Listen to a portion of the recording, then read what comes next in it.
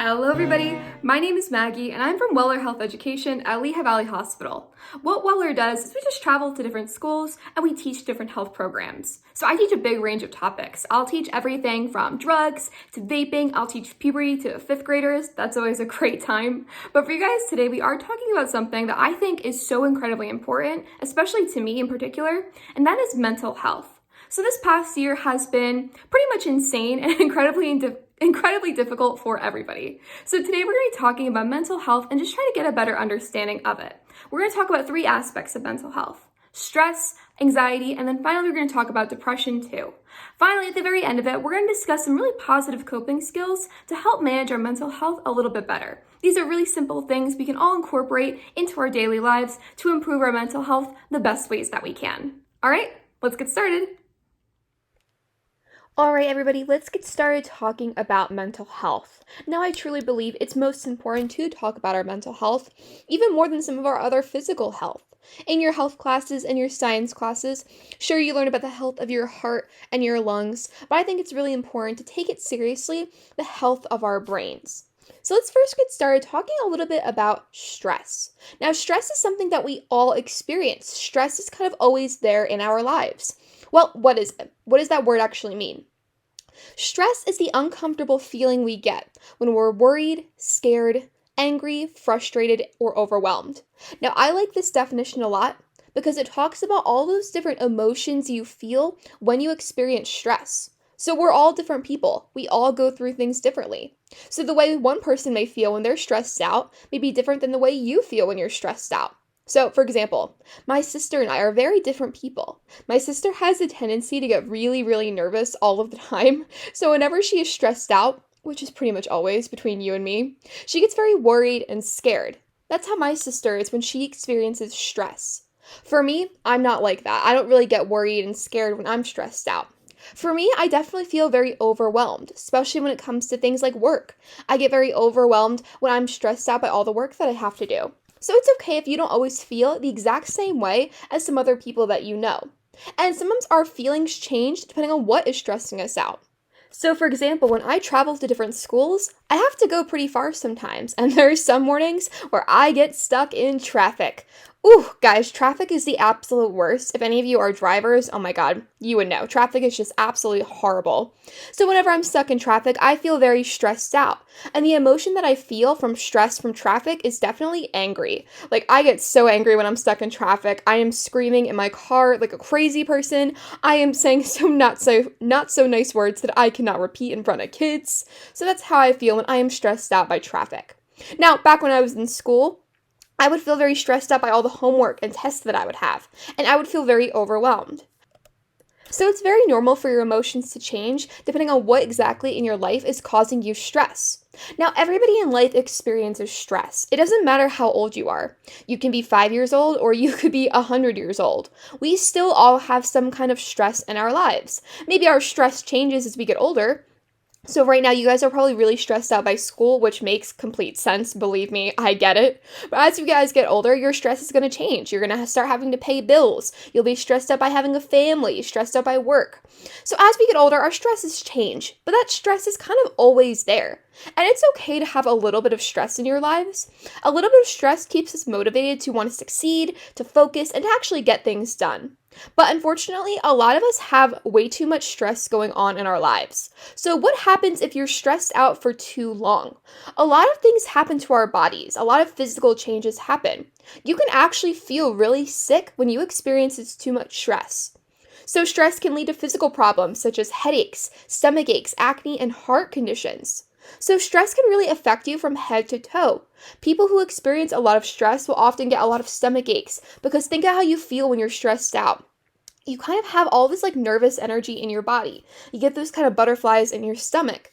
And imagine feeling that way all the time. That's going to make you feel sick to your stomach, and that's very uncomfortable. People with stress are laying awake in bed because their mind is going a million miles a minute, and they're thinking about their stress all day long.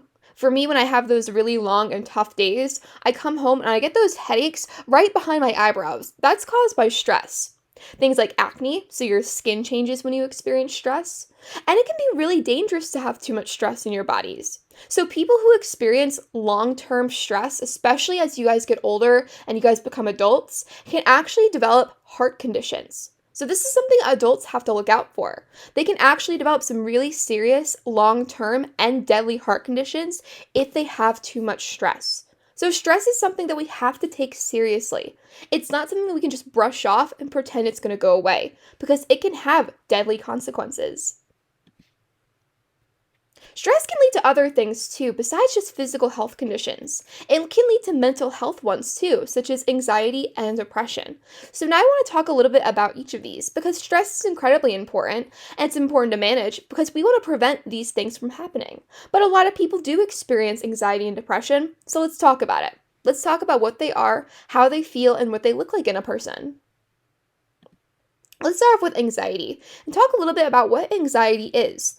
So, a lot of people have a lot of misconceptions about anxiety. A lot of adults don't really take anxiety seriously, especially in younger kids and teenagers. They just think you guys have to get over it, to push through it, to just stop being nervous all the time. Well, I wish it was that easy. I wish you could just get over it and just stop being nervous. But unfortunately, anxiety doesn't work that way. So, what is the difference between being nervous and having anxiety? What is the difference between the two of them? Well, anxiety is when you have extreme fear and worry, so much that it causes changes in behavior, sleep, eating, or mood. And I think this last part is the really key thing I want you guys to focus on. Sure, people with anxiety feel nervous. They definitely have that nervous feeling in their bodies, but it's more than just the average person. So much so that it's actually causing disruptions in their life. People who have anxiety can have a really tough time sleeping at night. They lay awake in bed feeling all that anxious energy in their bodies and it just won't go away. A lot of people with anxiety actually have a hard time eating too or keeping food down. Imagine trying to keep down a meal when you constantly have that anxious feeling in the pit of your stomach. And a lot of people with anxiety, their mood changes and their behavior. And people with anxiety have a really tough time focusing on school and even making friends as well. So, what is the difference between being nervous and having anxiety? Well, the difference between each of these is the fact that we all feel nervous sometimes. Nervous is normal. It's okay to feel nervous at some points in your life. Pretend you're about to make a big speech in front of your entire school. Leading up to that speech, you're probably going to feel really, really nervous. I was the class speaker when I was in high school, and the entire day, even honestly the entire week leading up to that moment, I was freaking out. I was just a big ball of nerves. So I was very nervous leading up to that speech.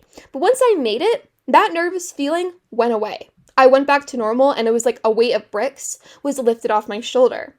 Anxiety is a medical condition that lasts for several weeks or longer. So anxiety isn't something that just comes and goes, and it doesn't just last a day and then go away.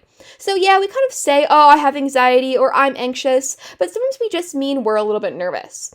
People who have anxiety, it's a very serious condition, and it has to be treated by doctors, and it lasts for a long time too. So people who have anxiety, they struggle with it for weeks, months, or even years of their life. It's a tough thing to manage. That's why people with anxiety have to seek help from professionals who know what they're doing and can help them find skills to manage it and cope with it a little bit better. So what are the symptoms of anxiety? What does it feel like when somebody has it?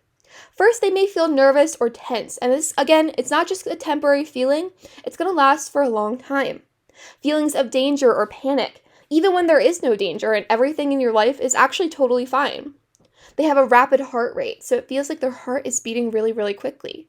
Increased sweating, so maybe on their face or their palms or their armpits. Trembling or shaking.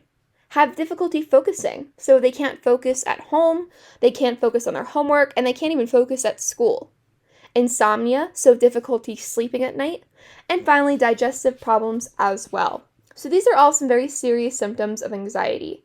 And if you're looking at a lot of these and you're like, oh my god, I have definitely felt these a lot of the time, then definitely try to seek help from another adult. So talk to your parents, talk to a doctor, because you may have anxiety and they can help you to figure out if you actually do or not. So I told you guys that stress can lead to things like anxiety, and a lot of people who do develop anxiety from stress or from other ways often develop some really negative strategies to try to cope with it. So people with anxiety will turn to things like drugs and alcohol, hoping it'll kind of numb the feeling and help them to calm down. When it doesn't, you're just adding other problems to your life, such as a drug problem or a drinking problem. People will often kind of do self-harm or pick at themselves, such as nail biting, pulling out hair, picking at skin. I actually knew somebody back in high school who did this one. She would pull out her hair because she had such severe anxiety. I would see her in class just pulling out strands of her hair, and it got so bad that actually on the one side of her head, she had bald patches, and she actually had to wear a wig for several years. So this is something you may see when people have anxiety. Not always, but a lot of people do turn to these because they think it'll help them cope. Sometimes they'll isolate themselves, especially if they have social anxiety and have a tough time making friends. Sometimes they turn to eating disorders, or they skip school altogether if school is what's causing their anxiety. So unfortunately, guys, these are all really negative strategies, and they're not going to help anxiety. They're not going to make you feel better. Maybe they'll make you feel better for a moment, but overall, it's not going to make anxiety go away, and these are not going to help you to cope with it. You have to find really positive strategies, not these negative ones. Unfortunately, these only add problems. They don't fix the problem at hand. So now I want to get started talking about depression because there's a lot of people out there who actually have both anxiety and depression.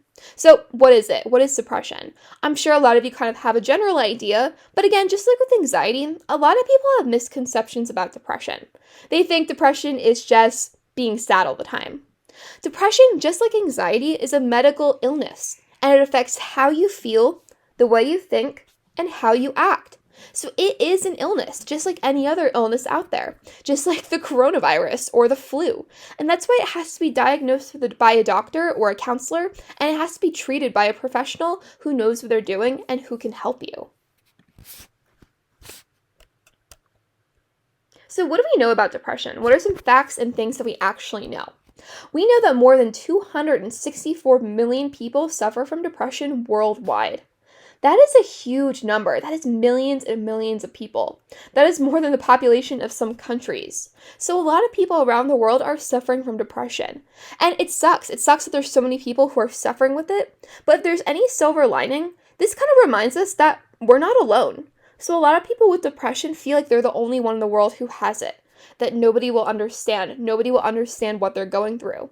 And that's not the case. There are 264 million other people out there who understand what you're going through. So if you're somebody who does have depression, just remember, you're not alone. We also know that adolescents aged 12 to 17 years old had the highest rate of major depressive episodes. So that means people your age, people who are teenagers, kids who are just growing up and trying to figure out who they are as a person, are the ones who are suffering the most from depression. And that's why we should always take it seriously if your friends and people you know who are your age say they are depressed, because it's very, very likely that they may be. And finally, just something I think is interesting is that women are nearly twice as likely as men to have depression. So that's something I just always think is important to keep in mind because honestly, there are always other women in your life, such as mothers, aunts, grandmothers, best friends, girlfriends, sisters, and just keep in mind that they're twice as likely as men to have depression. So always keep that in the back of your mind somewhere. So these are just some facts that I think are very interesting and can tell us a lot about the types of people who are suffering the most. While I'm talking about it, let's go over the symptoms. So the symptoms of depression: feeling sad, angry, or empty. So yeah, people with depression feel sad, but not always. They feel other things too. A lot of people with depression feel empty. They just don't feel anything at all. Or they feel angry at themselves or other people. So this is a really common symptom you'll see, but I just want to remind you guys that depression is a medical illness. It lasts longer than just a day. So we all feel sad sometimes. It is normal to get sad, but just because you're sad, it doesn't mean you have depression. So in order to have depression, it's going to be 5 or more of these symptoms for 2 weeks or longer, because depression is a long-lasting illness. You feel more than just sad. So people with depression also usually aren't interested in things they usually enjoy. So maybe you love playing basketball, you've been playing basketball every day for years, but lately, you're just not into it like you used to be. People with depression are eating more or less than normal. So they're overeating or they're not really eating anything. And again, I don't mean like you were starving last night so you ate a big meal. That doesn't mean you have depression. I mean for 2 weeks or longer, your eating or your sleeping is dramatically different.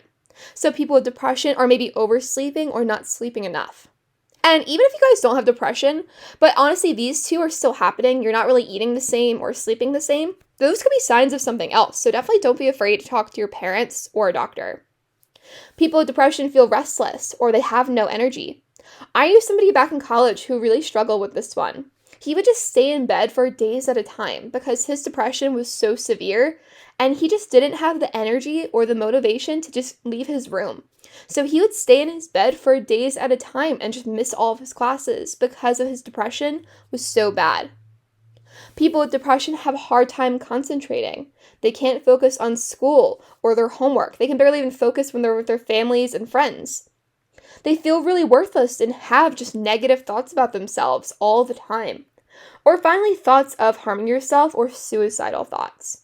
Now, this last one is a very serious one. So I said to have depression, it's 5 or more symptoms for 2 weeks or longer. But if any of you have this last symptom on its own, that is enough to have depression. So please make sure if you ever have this last symptom, you are seeking help right away. And if one of your friends mentions this to you, but they ask you to keep it a secret or don't tell anybody, you should still tell another adult anyway, because that person really needs some serious attention. Think of it like this. If you were at school and your friend looked like they were about to pass out or they were suddenly bleeding profusely from a cut on their arm, you would get them help, right? You would go to the nurse, you would tell a teacher because that person is clearly very sick and very injured. Well, the same thing works for this last one. If somebody has depression so serious that they're thinking about committing suicide or hurting themselves, they just really need some serious medical attention. So you should always still tell an adult, even if they ask you to keep it a secret. They just want some help overall in the end of the day. So do you guys think being diagnosed with anxiety or depression feels the same as being diagnosed with the flu? I love asking this question, especially when I'm in person, because everybody always gives mixed answers. But overall, almost everybody always says it's different. That being diagnosed with a mental illness is different than being diagnosed with something like the flu. And their reasoning is always like, well, it's mental, right? You don't know if it's always going to go away. With the flu, there is an end date in sight. You know that there's a cure. Other reasons include things like stigma. So a lot of people feel like being diagnosed with anxiety or depression is putting a label on them, that people aren't going to take it seriously, that people are going to think they're crazy or they're just trying to get attention. And it really sucks that it's that way. So a big reason why a lot of people don't seek help for mental health is because of stigma. So we want to try to reduce stigma. So if somebody you know is struggling with their mental health, take it seriously. Don't brush it off and pretend it's something that's going to go away or they can just push through and get over. We should always take it seriously. So it doesn't matter if it affects your heart or your lungs or your brain, it's still an illness, no matter what it is, whether it's depression or the flu.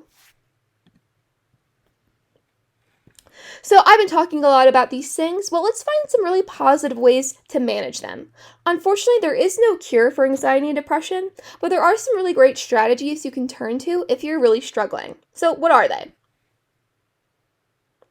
One way to kind of help with everything, really just any type of mental health problem you're going through or just having a tough time, is talking about it. Talking about it is seriously one of the best things that every single one of you can do. You don't have to have depression to talk about what's going on in your life. If you just had a bad day or you're really stressed out and struggling, definitely don't be afraid to talk about it to another adult. And if you've been listening and you're like, oh my God, a lot of those symptoms of depression and anxiety apply to me, then please reach out to another adult. So try talking to somebody like a parent or another family member, like an aunt or an uncle or a grandparent.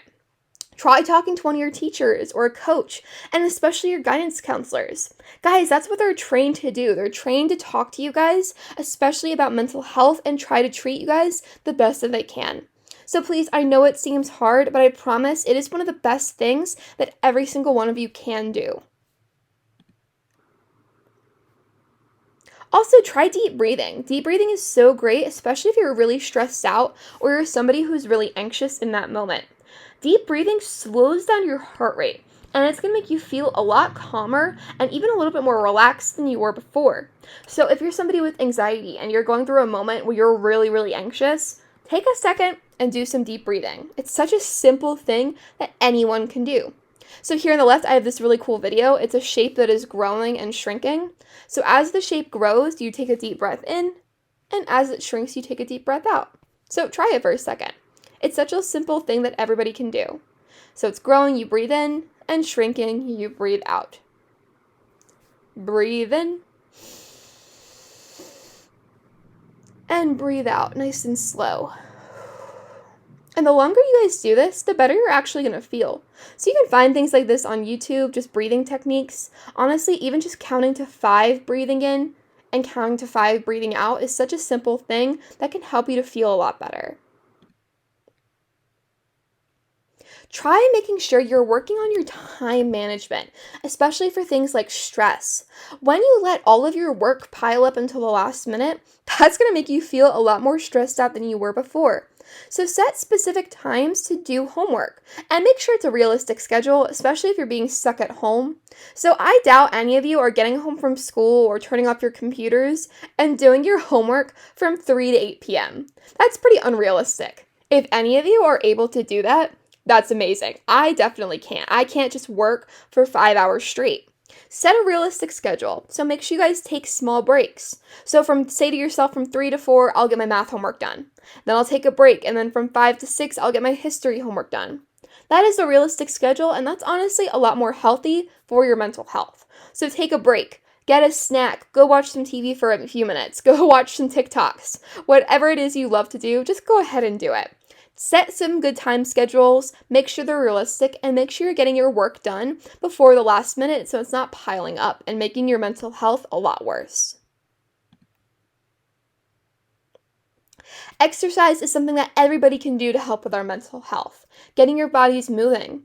With things like depression, people just stay inside all day long, lay in bed, and not get up. And that's not going to help your depression. That's going to make it worse. And sometimes we have to almost force ourselves to get up and get moving. So start incorporating some exercise into your life. Maybe you play a sport. That's awesome. Your sport can be a way to work on your mental health. Not everybody plays a sport, and that's totally okay. Just find another form of exercise that gets your bodies moving. Or you love to go for jogs and runs. Maybe you love just going for a walk on a trail on a really sunny day, or you just like riding your bike or taking your dog for a walk. No matter what it is, find an exercise that you guys enjoy that's going to get your bodies moving. Next are hobbies. Hobbies are an excellent way to help with our mental health. So find a hobby or just an activity that you really enjoy, something that's going to make you happy. Whether it's painting or drawing, maybe you love to read books or you love writing things down in a journal. Maybe you love watching movies or maybe you just love playing video games. No matter what it is, find a hobby that you guys enjoy. When you're doing your hobby, it's going to make you feel really happy and really at ease. It's also a great way to distract yourself for a little while too. So if you feel like you're having a depressive episode or you're feeling anxious or stressed out, just take some time to yourself and do something that you know is going to make you happy. For me, my hobbies are, I absolutely love stand-up comedy. So I love like streaming services because they have so much stand-up comedy on there. They always make me laugh and they just put me in a good mood. I love doing that, and I love going for nice walks on days where the sun is out and the weather is nice. Last but not least, there's actually a really cool app out there that's specifically meant for people who are struggling with anxiety. It's called the Self-Help Assessment app. That name is horrific. So you guys can just search Sam on the Google App Store and the Apple one, and this logo is going to pop up. It's a really cool app that has some great resources for anxiety. It'll help you to log what's causing your anxiety, and it has like deep breathing tools when you're feeling really anxious or you just kind of need to calm down a little bit. So I highly recommend this if you're somebody who's struggling with anxiety or just really bad stress or just kind of want to focus on your mental health a little bit more. Alright, everybody, thank you so much for watching. I hope you guys learned something from this. I hope you guys can understand mental health a little bit more, and maybe you learn some new coping strategies for mental health. Of course, these are just ways to manage it a little bit better. The only surefire way to get serious help is to talk to another adult about it. So if you are somebody who is really struggling, I do recommend talking to another adult so they can help you out and help to treat your mental health or whatever struggles that you guys are dealing with. Alright, you guys, thank you so much for watching. I hope you guys have a great rest of your day. I'll see you in the next video. Bye!